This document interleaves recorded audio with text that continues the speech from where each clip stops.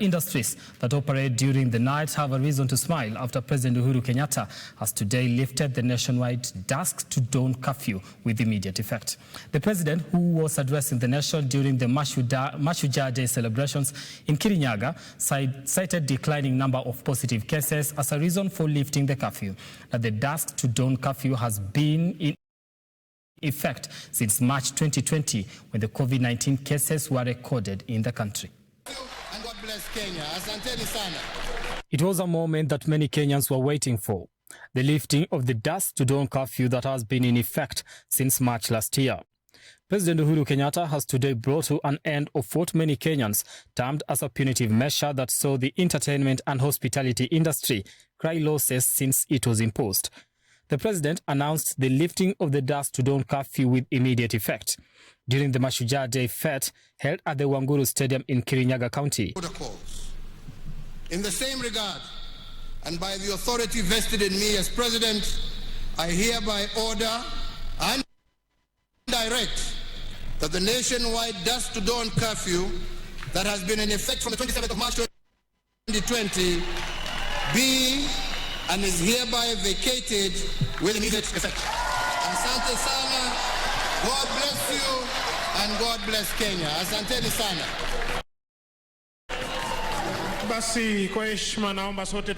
The president also made adjustments to the church capacity from a third of the congregants to 2/3 of the congregants. So, fellow Kenyans, the National Emergency Response Committee on COVID-19 and the National Security Council have continued to monitor the evolution of the disease situation within our borders. And therefore, given the progress in containing this disease, the committee, jointly with the council, has recommended a review of the existing containment measures.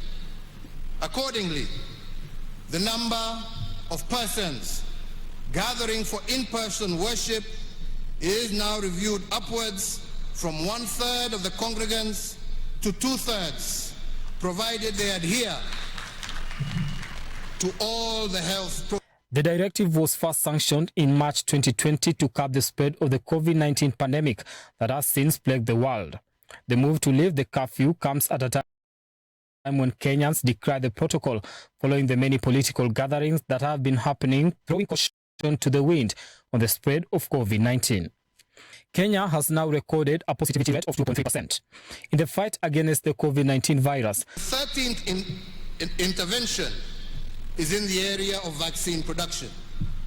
If there is anything that we have learned, not only as Kenyans but as Africans, from the COVID-19 pandemic, is the essence of self-reliance.